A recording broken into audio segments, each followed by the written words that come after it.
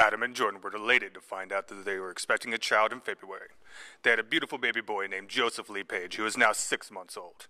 They were living a seemingly normal life until one day when Matt A. stormed the house insisting Joseph was indeed his. Now Jordan and Adam have recruited the help of Corbin Salthouse to solve this baby daddy mystery. Corbin!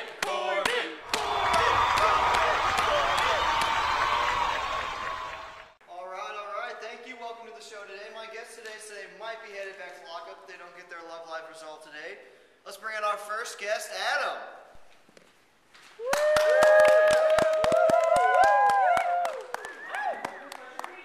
Glad to have you on the show. Now, Adam's married to his college sweetheart, Jordan.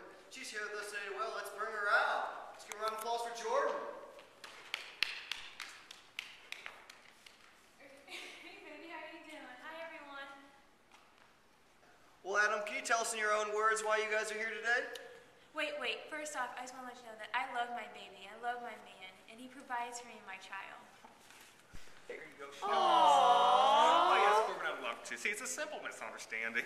Me and my little muffin cake here, we're trying to reach reproductive success. You know, produce a filial one generation. Well, that sounds like quite a feat.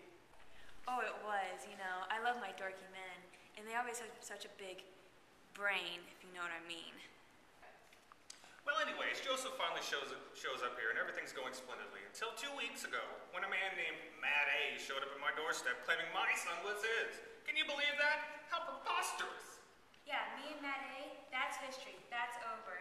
See, when I met Adam, I knew I met my future baby daddy, and he's just mad that I left him for Adam, and Adam's twice the man he ever will be. We'll get this settled here now. Audience, help me bring out Matt A. What up? How you ladies doing? Now, what's this talk about this dweeb being twice a man I am? You weren't saying that when I was in the bed with you the other night. You fool, I got a baby, and I gotta take care of my baby Joseph. There's no way that I was over at your house. I'm a good mother and a good wife. Don't speak of my Bookie Bear like that. She's a respectable double X chromosome specimen. She's a human being, not a slice of muscle tissue. Do you really with this chump? You think he's better than me? You tripping, girl. Now you wait. You don't talk to her like that. Don't what? Don't what? Don't yell at her? Who are you talking to, chump? Go. Well, I thought it was obvious. I was talking to you. Oh! Fight!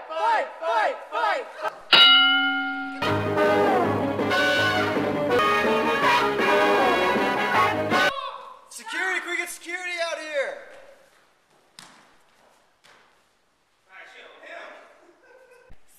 Stop it right now. Stay off of him. Okay, well, before anything worse happens, let's get to the bottom of this. 2 weeks ago, we sent Adam, Jordan, and Matt A's DNA to Dr. Williams, a genetic specialist. Let's take a look. Hi, Dr. Williams. How are you today? Thank you, Corbin. I'm doing well, but it looks like you've been doing better. Hello again, Jordan, Adam, and Matt A. That's good. So, Dr. Williams, can you enlighten us on the father of Joseph? Yes, the results are in. And the father is...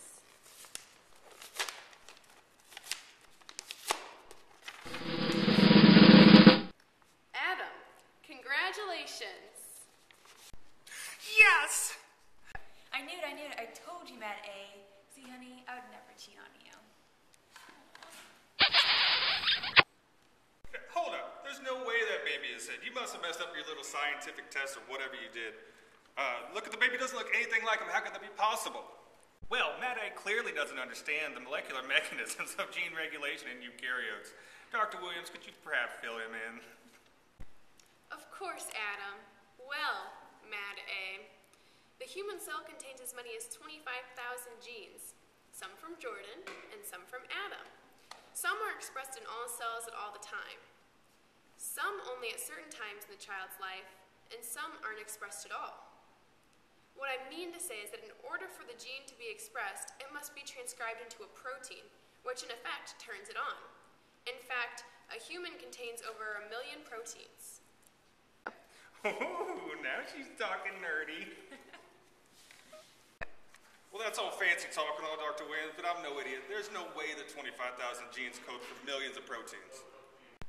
That's actually a good question, Matt A. See, genes encode for multiple proteins through alternative splicing and different post-translational events. This results in differing protein structures. Both of these together allow 25,000 genes to encode for millions and millions of proteins. So you're trying to tell me that millions of proteins and thousands of genes try to fit in this body?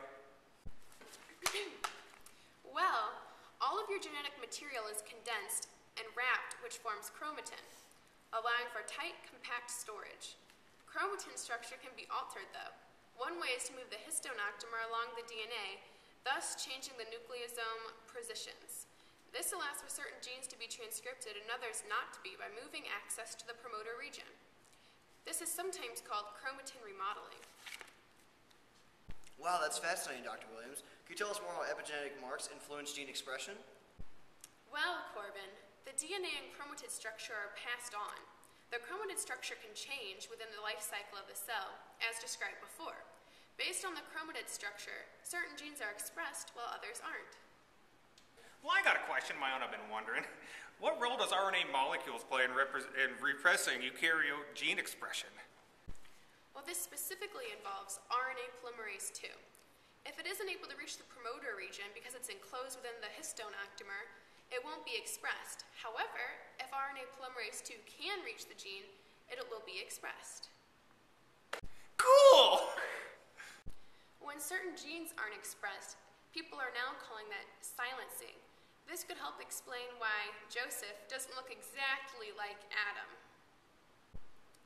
I do have one last piece of news, if I've answered all of your questions. I don't know how to say this, so I'll just give it to you straight. Upon further examination of the DNA samples, I've concluded that Adam and Mad A are actually long-lost brothers. Oh!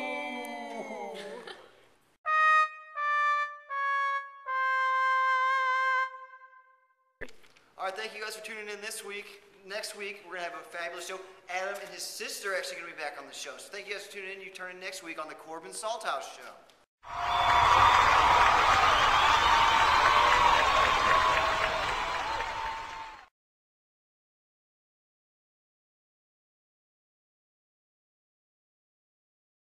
Protein structures. This allows 25,000 protein. They don't do this. Yes, they do. Yes, of course he's better. No. Yes, of course he's better. He can provide, well, I don't know. Well, the biggest role is played by RNase polymerase II. I just said RNase, didn't I? And that. Wow, that's fascinating. Dr. Williams, can you tell us more about epigenetic? I don't know. Wow, that's fascinating. Dr. Williams, can you tell us more how epigenetic marks influence inheritance? And script, I'm like, okay, Brian, what is Go. We can cut this. Wow, that's fascinating. So tell me, Dr. Williams, how do... Just read your fucking script. Jordan? Look down. Get out of here. Okay, Corbin. It was my face, I'm sorry. Shh.